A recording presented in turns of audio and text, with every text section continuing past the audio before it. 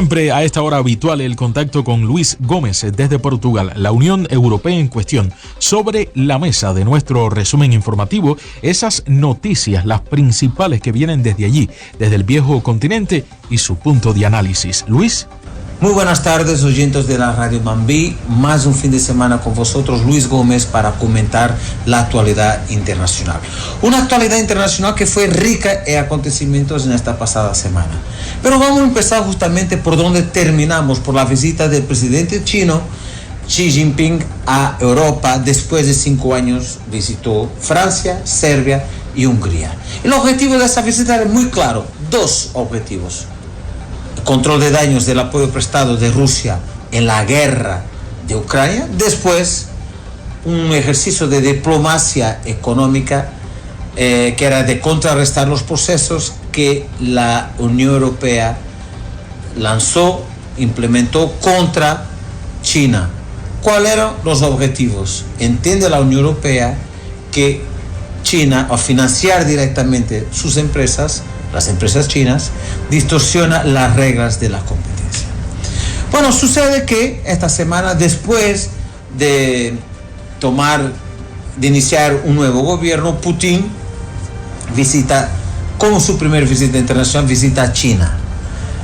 Y el tema aquí es, ¿cuál es el objetivo de esta visita de Putin? Naturalmente, pedir el refuerzo de la ayuda a China, ya que Europa y Estados Unidos están reforzando, apoyando muchísimo el ejército ucraniano, y tienen en cuenta el siguiente, que se está a jugar hoy en Ucrania el ajedrez de las elecciones presidenciales americanas y también naturalmente en el conflicto entre Israel y el Hamas.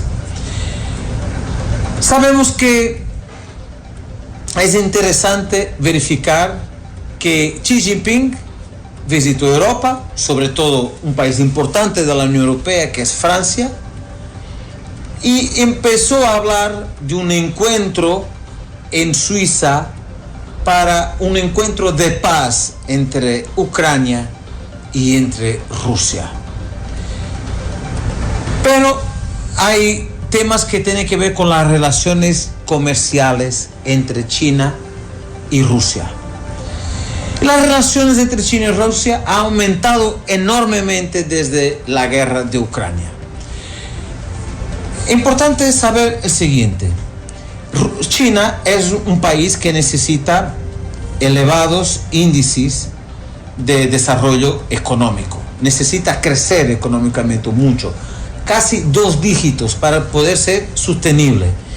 Y entonces China busca oportunidades económicas por todo el mundo y por tanto quiere aprovechar este momento que Rusia necesita de ingresos financieros para financiar la guerra contra Ucrania. Entonces China intenta tirar partido justamente de esta circunstancia rusa. Y hay una cosa que es clara: antes de la guerra con Ucrania, Rusia no era nada dependiente de acuerdos comerciales con China, pero desde la guerra Rusia se ha vuelto mucho más dependiente de China, y con una gran diferencia. Ha aumentado mucho más a favor de China la balanza comercial. Entonces se están formalizando asociaciones entre ambos en materia de colaboraciones estratégicas, por ejemplo, a nivel nuclear. O sea, China y Rusia, y China, que aquí es un hermano menor en materia nuclear en base a Rusia, comparativamente con Rusia, están aprovechando para incrementar colaboraciones estratégicas en materia nuclear. Y también se construirá algunos proyectos importantes. Y quiero subrayar que un proyecto importante que se está empezando entre Rusia y China, que es la construcción entre Rusia y China de un gasoducto, o sea, la venta directa del gas natural desde Rusia para China, con un gran terminal de gas. Aquí hay una gran diferencia estratégica en este proyecto. Mientras antes de la guerra, eran los rusos, una empresa rusa a construir este gasoducto, ahora se invirtieron los factores. ¿Y qué va a suceder? Es justamente una empresa china a construir el gasoducto. Eso por un lado quiere decir que Rusia está ahorrando sus recursos financieros, y esta es una obra importante y millonaria, digamos así, pero por otro lado hay otra cuestión estratégica que quiero aquí subrayar y señalar. Mientras cuando estaban construyendo los rusos, naturalmente los rusos mandaban para donde el destino final, mandaba sobre la construcción, sobre el circuito del gasoducto, el destino del gas. Y el destino era a través de Mongolia, China y Japón. Pero a partir del momento que son los chinos a construir el gasoducto, será China a decidir si el gas va o no va a abastecer Japón. Y esta es una materia muy importante y que en los próximos tiempos se va a debatir.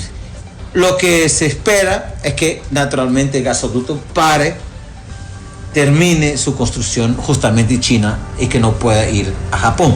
Ir a Japón significa financiar en Japón la economía nipónica y también las empresas nipónicas. Y sabemos que hay aquí mucha rivalidad entre China y Japón.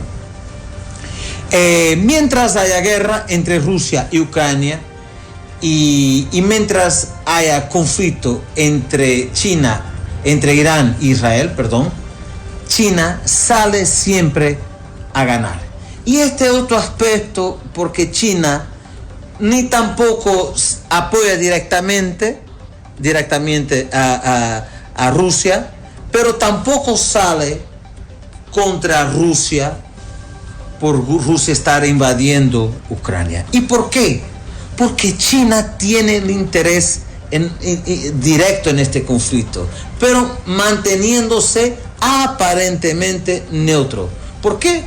Porque mientras los americanos y los europeos se están metiendo directamente, están financiando los ucranianos, y por otro lado apoyando y financiando Israel, significa que China obtendrá la ventaja de erosionar a Estados Unidos y sus aliados. O sea, a Estados Unidos y sus aliados están enfocados en estos conflictos mundiales, gastando dinero, ¿ok? Y China puede recuperar de una crisis económica que está viviendo. Como sabemos, los chinos son súper inteligentes, tienen siempre una visión muy estratégica y siempre defendiendo sus propios intereses. La prueba que China siempre sigue y maneja según sus propios intereses es que el gobierno chino manejó con gran sentido político, estratégico, la visita de Putin a su país. Aparte, podríamos decir que resultó de esa visita una gran frustración rusa. ¿Por qué? Porque no llegaron a cualquier acuerdo militar con China. Y miren ustedes, oyentes de la radio Mambí, que los chinos anunciaron para esa frustración de Putin en el día que llegó a China, en una nota editorial del periódico Global Times, que es como una especie de portavoz de la línea dura del Partido Comunista China, refirió que estos países no son aliados político-militares. Fíjense bien, no son, Rusia y China no son aliados político-militares. Como quien dice, aquí nosotros no vamos a enviar armamento para Rusia. Simplemente, dice el mismo editorial, simplemente defiende un mundo con un nuevo orden mundial, sin hegemonía de nadie. O sea, como quien dice, nosotros no mezclamos cosas, no no nos vamos a involucrar directamente en el conflicto, ni indirectamente enviando armas, como Estados Unidos y como Europa lo hicieron y lo hacen a Ucrania. Nosotros lo que pretendemos son acuerdos y protocolos concretos para impedir que pueda existir una hegemonía de Estados Unidos en el mundo y que era una nueva orden internacional. Y esa señal es dado por China. ¿Por qué?